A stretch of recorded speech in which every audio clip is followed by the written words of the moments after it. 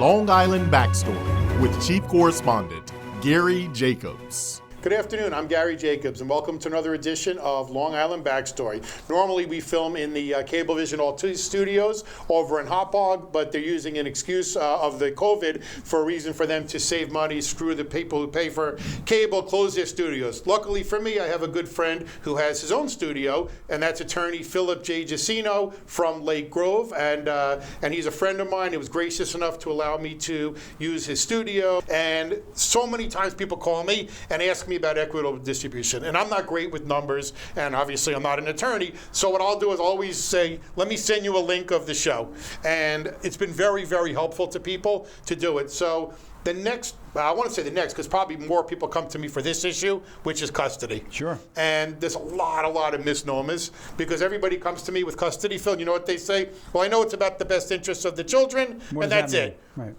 And then I always ask them, well, what's in the best interest of the child? Because you and I may have two different opinions, and different judges have different opinions. And really, that doesn't come up all the time. I think attorneys say it, but at the end of the day, it's an excuse to give somebody custody. They go, well, I did this in the best interest of the children. Right. So I want to talk about, when somebody's going into court, what determines custody, and there's a lot of things. Sure. So let's start at the beginning, and I will say, when parents go in fighting for custody, both parents think that they're the better parent. Sure. They truly do. So, and maybe they are, and most of the time, I think both parents, they're almost equally good a lot of the times.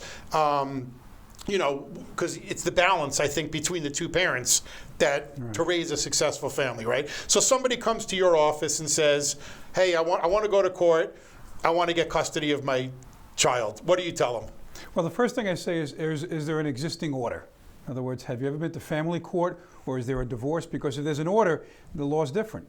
Okay. Are you going to seek a modification? Or if there's no order, first time you go into court, what's in the best interest applies. Well, let's talk about somebody who's coming in who's getting ready to file for divorce, right, or their spouse served them with papers. Right. And they say, and I think a lot of people throw around the word shared custody.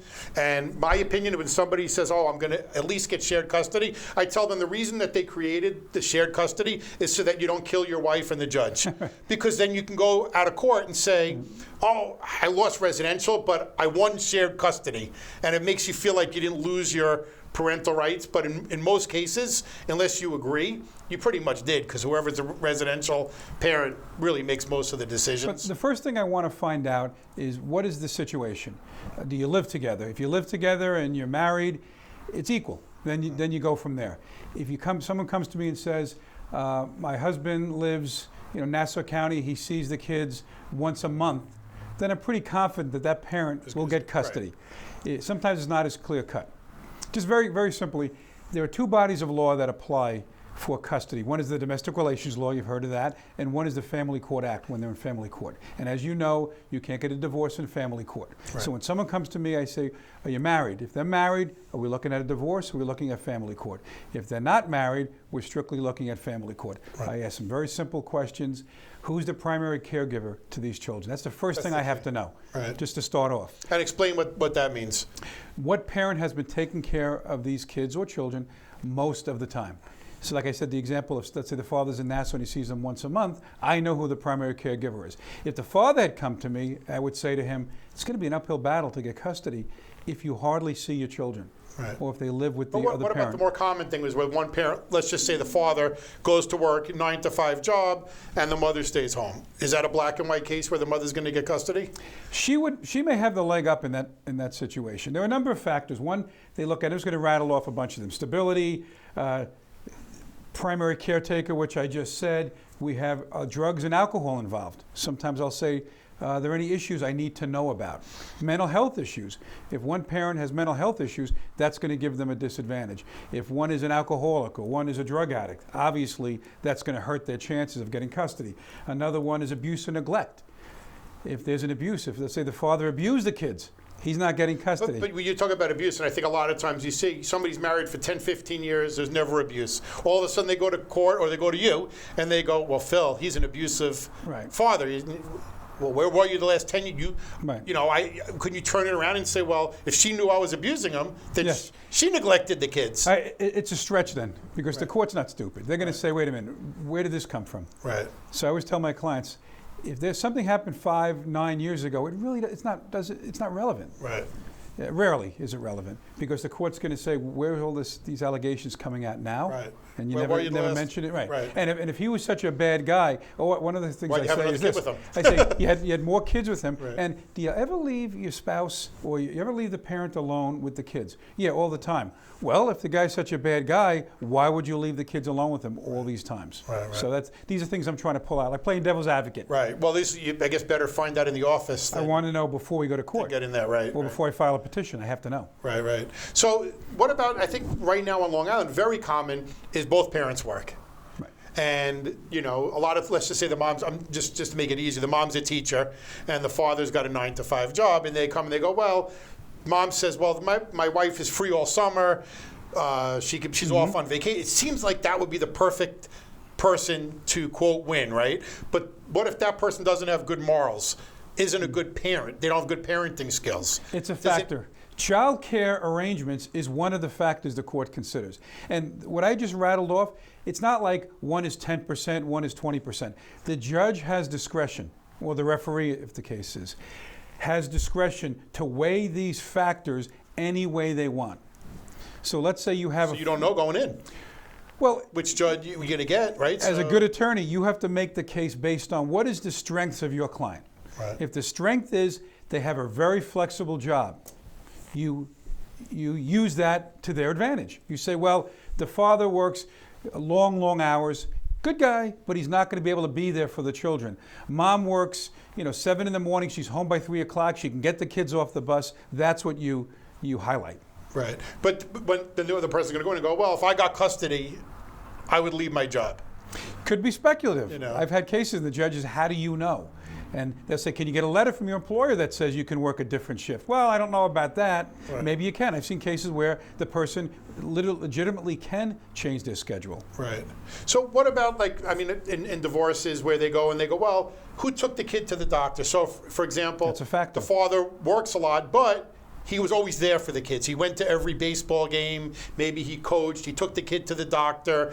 He took the kid to religion class. Right. But time-wise, the mother is there more. How do you weigh these things out?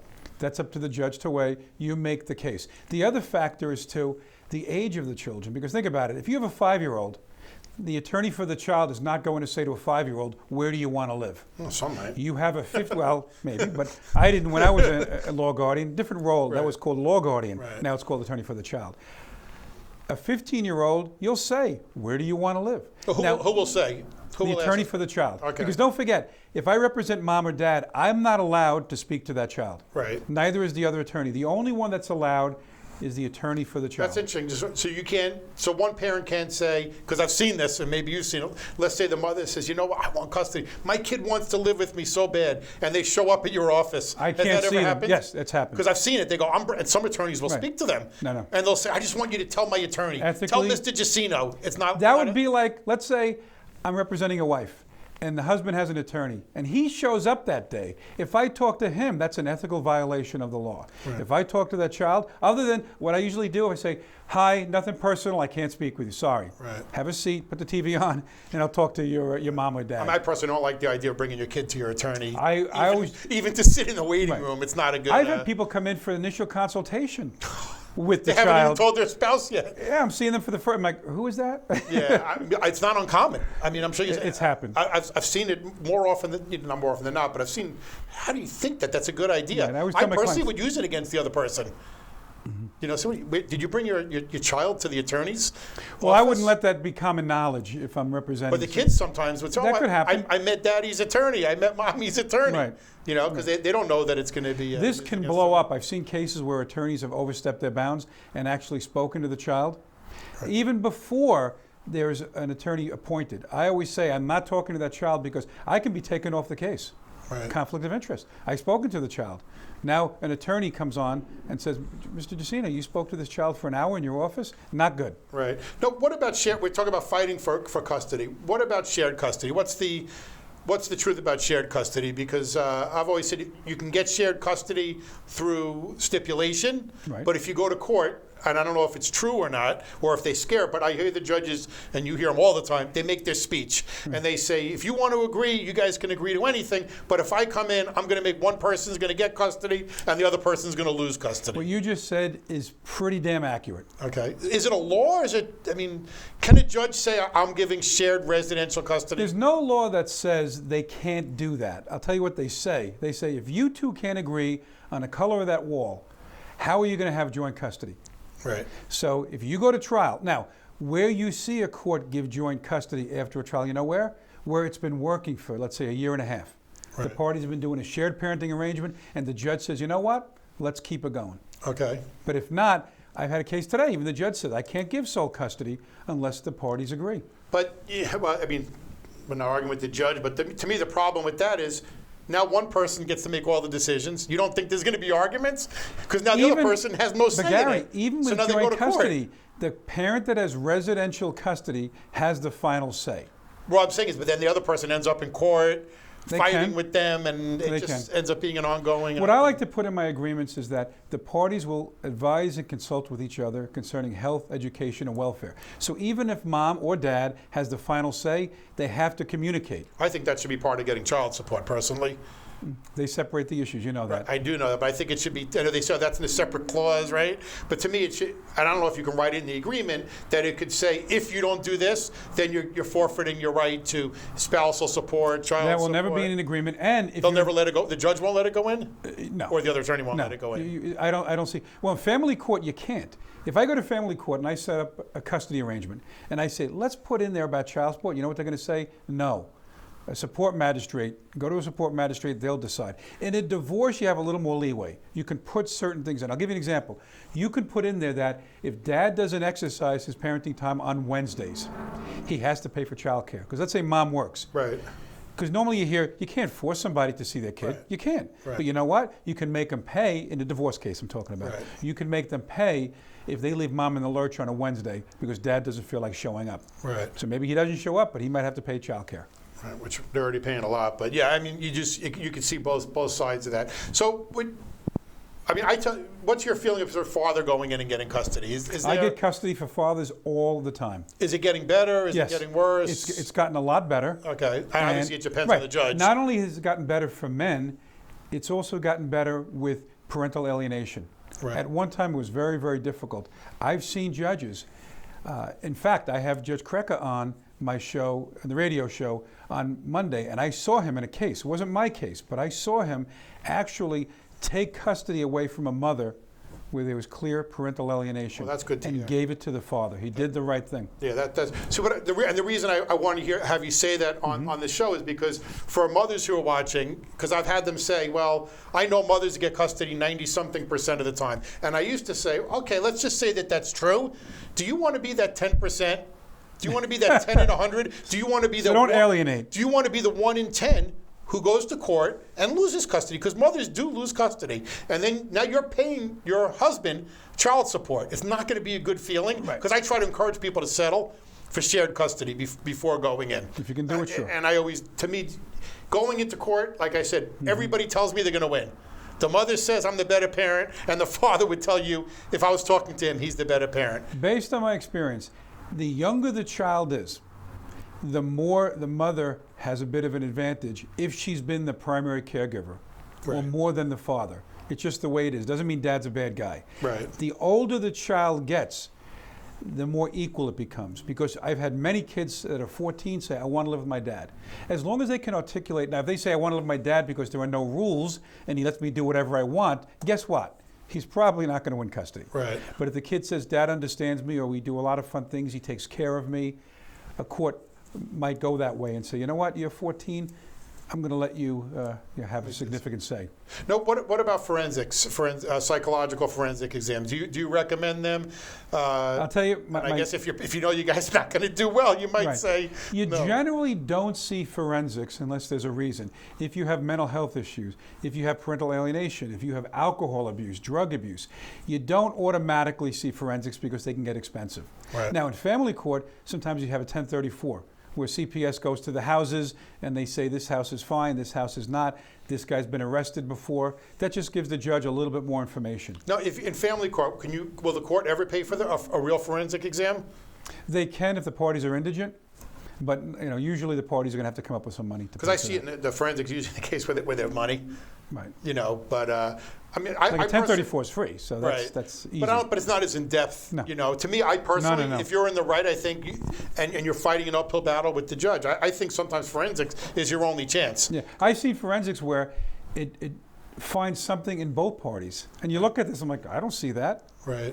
This person they describe this person. That's my client. I think she's a fine woman. Right. Exactly. And then the guy is this. Well, I didn't know that. Right. So you don't always know what you're going to get. So do you recommend people doing shared custody if they come into you?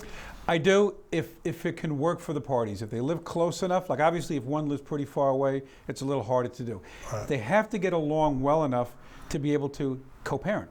Right. Because if you can't agree, like I said, the color of the wall, how are you going to co-parent? You're going to be at each other's throats. Right. But going into a custody, let me ask you this: how long do these custody? I mean, I was in divorce court for 11 years. And that's unusual. So how long does somebody go in? Well, because let me it's say very this. bad for the kids Right. being in, and for the parents. Right. You heard of standards and goals in family court. The case is supposed to be, not always, 6 months.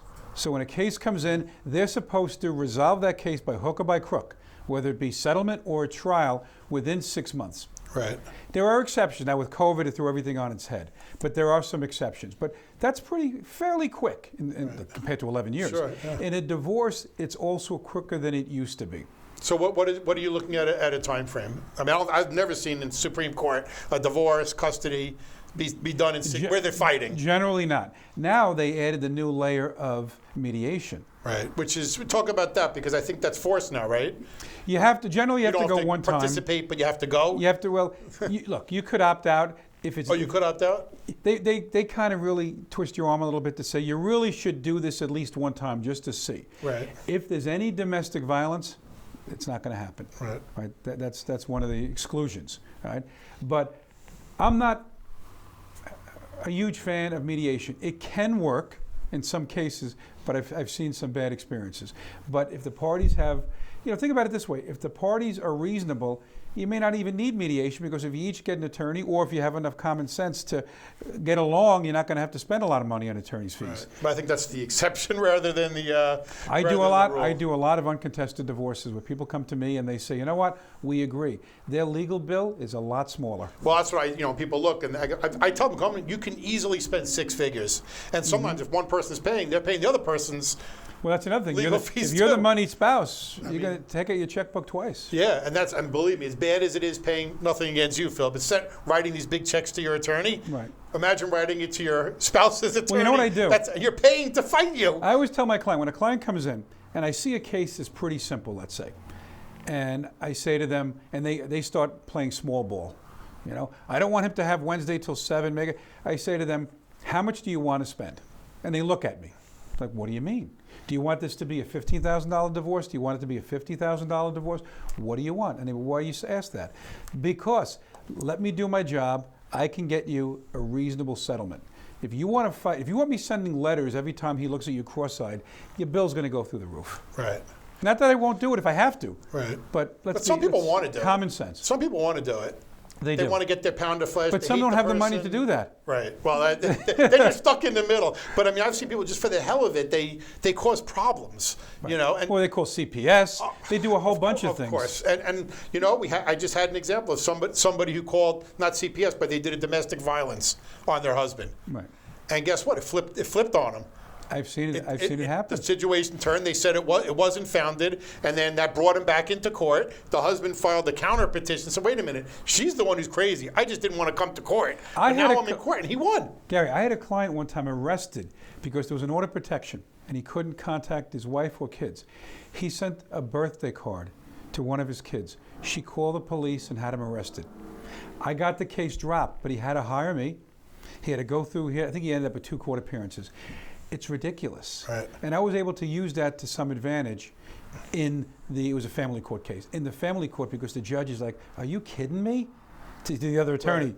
You had his client arrested because he sent a birthday, and it was a birthday card. It wasn't like some surreptitious note or something like that. I love you, happy birthday. Yeah, it was a simple happy birthday. Well, people don't understand that with the orders of protection, but it goes on. But unfortunately, it takes two to make a deal, right? I mean, you can have the best client in the world. If their spouse wants to fight, that's right. I know in my case, people used to say, Gary, you've been in court for so long. What do you keep doing? Well, you can't stop it. If you're getting served petitions, you got to answer the petitions, and you're going to fight back. One of the ways to save money is if a trial is inevitable, do it. Right. If you know there's no way, I have cases like that. There's no way you're going to settle it. It might not be my client, it might be the other side, or maybe my client and the other side. I say, and the judge will do this too. They'll say, you know what? Let's try the case. Now, you talk about trial. Well, firstly, you have to get the right attorney, because some attorneys, for the people who are watching, some attorneys don't go to trial, and if they do, you don't want them going to trial. Because it's not easy going to trial. I mean, you have to be quick on your feet. It's a skill. You got to know the rules of evidence. Right. You got to know what not to say. You know how to question a witness. Judges. I've watched you in front of some really nasty judges. You have to know how to deal with it. So not every. You have to know your audience. You definitely do. So not every lawyer is equipped to go to a trial. But you have to. To me, from what I've seen from my experience, fathers do better going to trial. I don't know if you see this, but I tell them, you know what your losses are. If your ex is offering you every other weekend visitation, they call parenting time, but every other weekend and Wednesday for dinner, and the Child Support Standards Act, that's the bare minimum for the kids, right? They're offering you that. You have nothing to other than your legal fees. You're not going to get less than that. But you're not going to get less, right? You can only get more. Unless something's wrong with you, and you would know that before the trial Exactly. started. So I say, you know what? If they're not being fair, take your money. Let's say it's going to be $50,000, but you may have 20 years of this. Take your shot and go to trial, because guess what? The other person has something to lose.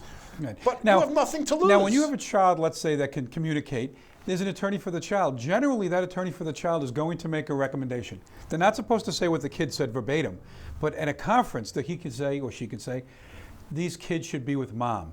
These kids should be. That helps settle a case. Right. Because a judge is hearing it. There's no jury. Right. So if a judge is hearing from an attorney for the child, the kids want to be with mom, and I think that's their best bet.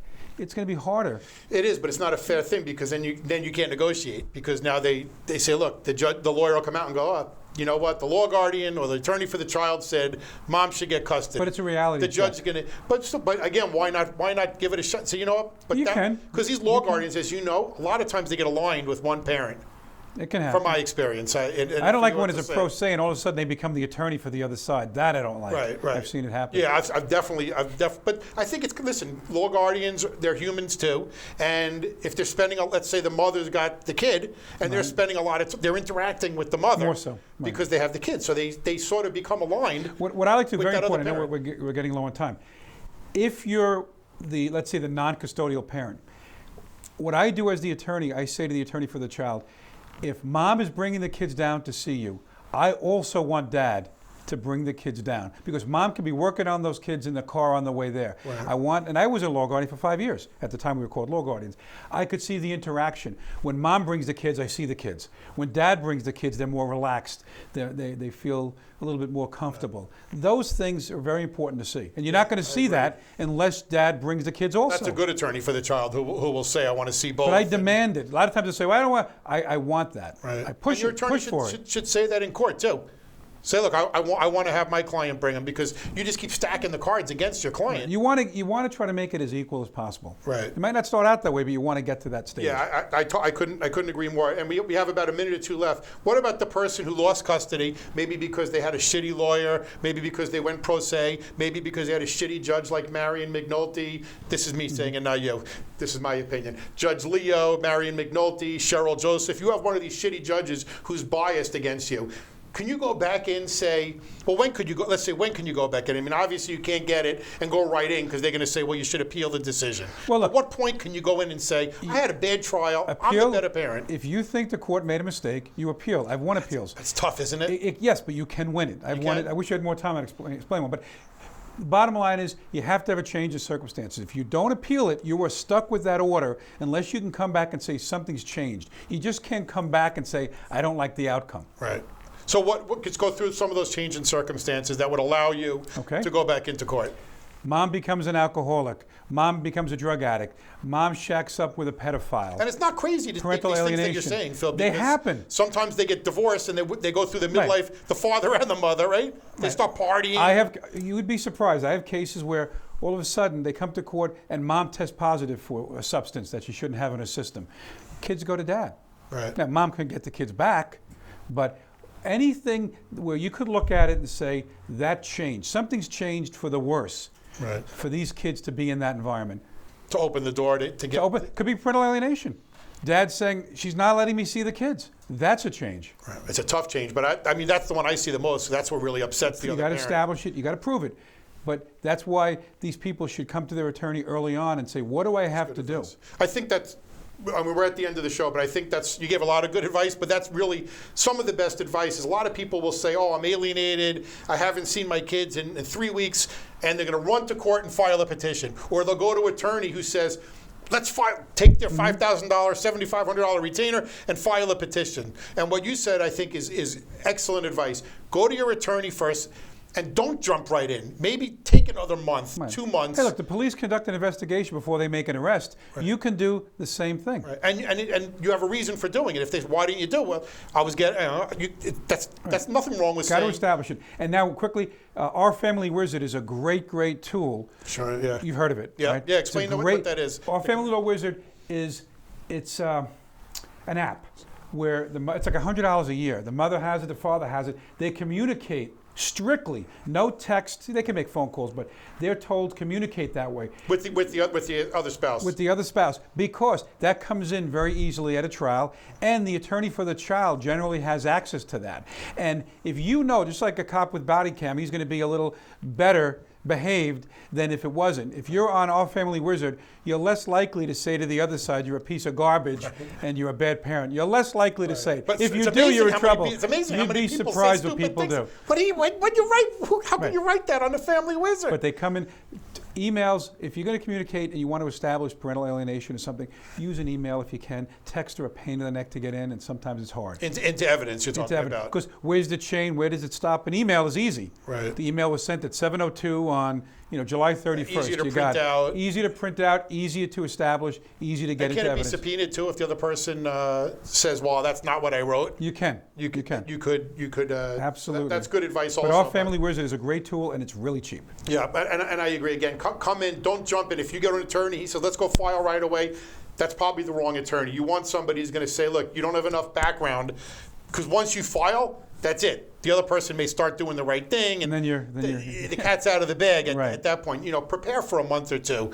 Get all your ducks in a row. You can't go in with one incident. Oh, they kept me from the party. They said my kid had... Even with a VIO, that's not going to get you anything. Right. A slap on the wrist, maybe, for the other side, but establish it. So you really got to get Do your homework. Thank you, Phil. You're very welcome. Again, my guest today is Phil Jusino. He's an attorney, a family law and criminal attorney. He's out of Lake Grove in Suffolk County, and his practice is almost exclusively in Suffolk County. Nice to have somebody, not that this is a commercial, but in their own backyard. And also, I want to mention, you have to be educated going into court. And Phil wrote a book, The Practical Guide to Divorce. A Practical Guide. I said it backwards. I'm a little dyslexic. That's okay. I threw all the words in I know there. what you meant. But if you put in Phil Jusino and you look on Amazon, and it's very easy read. You can read the book in one night. It's like 100 pages. It's really just a good handbook that I think you should read before you go to court. A judge actually said to me when he was new to the bench as a mat attorney, he says, "Hey Phil, I read your book." My answer was, "I hope that's not all you read." Yeah, exactly. But it's very. Listen, he became an excellent judge. It's very it's very simple. People don't know. They're not experienced. So thank you for watching the show. If you like what you saw, you're watching us on YouTube. Please go on the bottom right of your screen, click on the thumbs up, and you'll get notifications every time we post a show. If you're watching us on TV, go to our Facebook page, like it, like our YouTube channel. It's the best way to get the word out. Doesn't cost anything, and we really appreciate it here at Long Island Backstory. We'll see everybody next week. Good night.